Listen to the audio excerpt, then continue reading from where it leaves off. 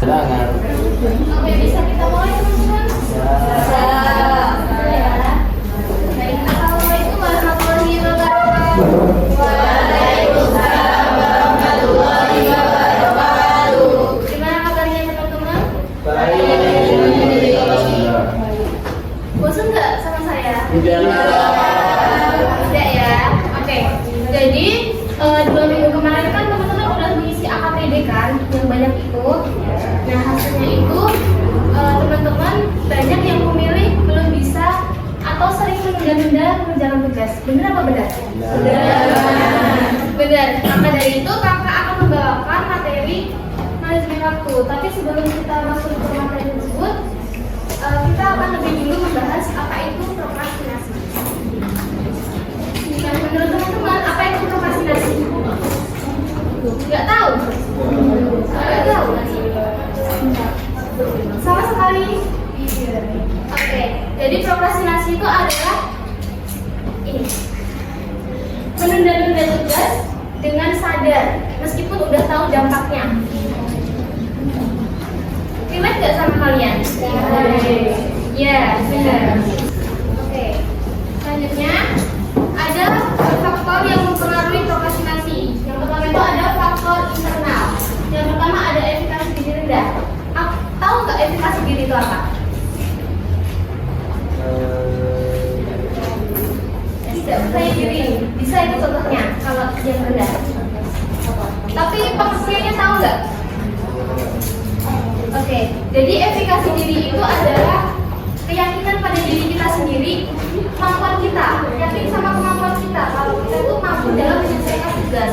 Nah, kalau di sini efikasi diri yang rendah itu kenapa bisa mempengaruhi prokrastinasi? Karena kayak kita tuh meragukan kemampuan kita. Jadi, soalnya kok susah banget sih, aku pasti nggak bisa jawab nih. Nah, itu kan jadi prokrastinasi, nanti aja deh kerjainnya. Nah, itu misalnya contoh dari efikasi diri yang rendah. Yang kedua ada regulasi diri. Teman-teman tahu nggak regulasi diri itu apa? Nggak tahu juga. Regulasi tahu? Apa? Apa? Impress. Mengatur. Iya benar. Jadi kayak kita tuh tahu gitu loh prioritas yang harus kita kerjakan terlebih dahulu itu yang apa.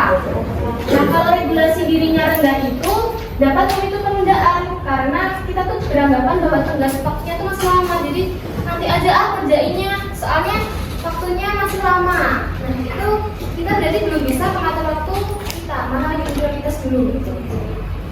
Terus ada faktor eksternal.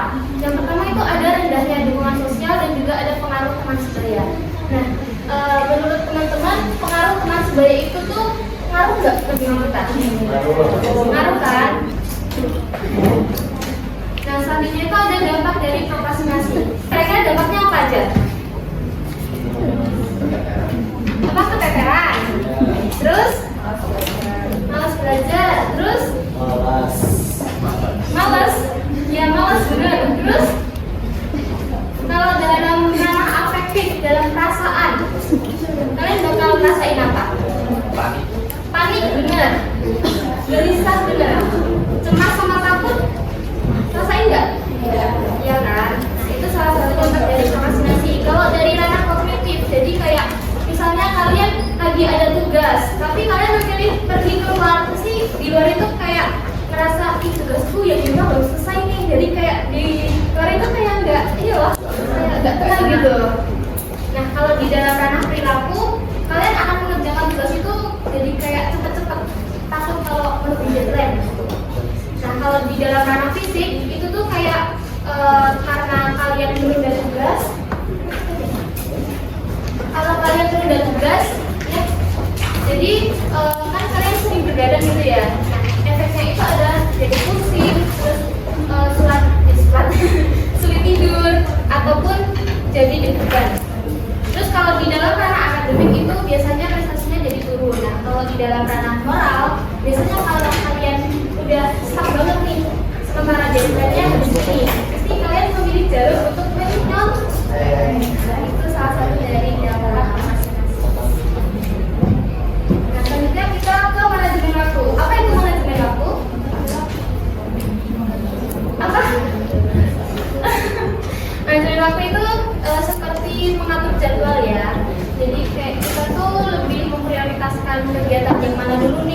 Terus yang bisa dinasih itu apa aja? Misalnya kayak kalau bermain sama belajar itu yang prioritas itu yang mana? Belajar kan? Jadi itu pengertiannya. Nah, terus ini ada manfaatnya. Kalau kita bisa memanajemen waktu dengan baik, itu waktu yang kita dapat, waktu yang kita punya itu akan lebih efisien. Terus kalau yang kedua juga lebih produktif. Jadi karena kita udah menyelesaikan tugas dengan cepat, tapi kan ada waktu sisa gitu ya.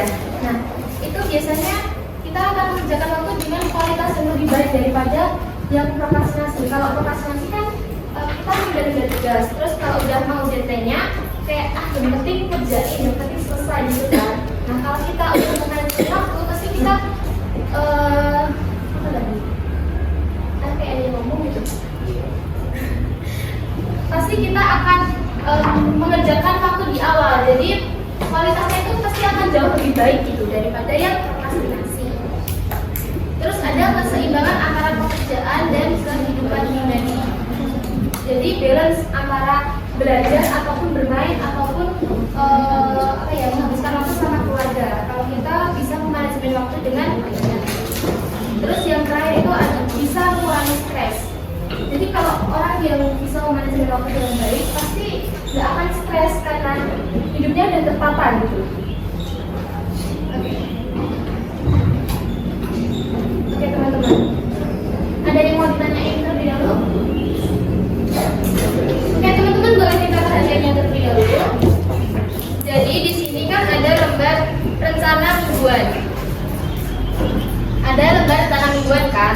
Nah, kalian silakan ditulis apa yang misalnya ada tugas di hari Rabu. Nah, kalian pengen nyelesain tugas itu di hari Selasa. Nah, kalian ditulis tugasnya itu apa. Jadi ini tuh kayak apa ya? Goalsnya kalian di hari itu apa? Nah, terus ini kan ada daftar kegiatan. Silakan diisi kegiatan apa aja kalian selama seminggu ke depan. Seminggu ke depan ya. Terus ini ada catatan. Catatan ini diisi harapan kalian. Jadi kalian menulis itu harapannya apa? Bisa dipahami teman-teman? Bisa ya?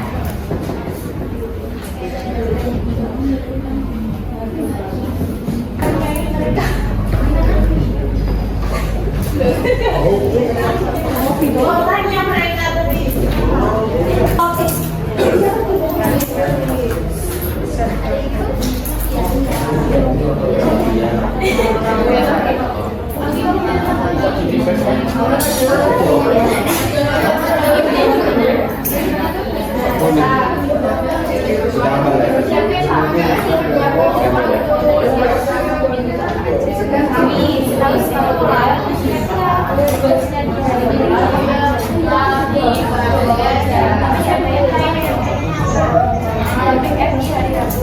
Terus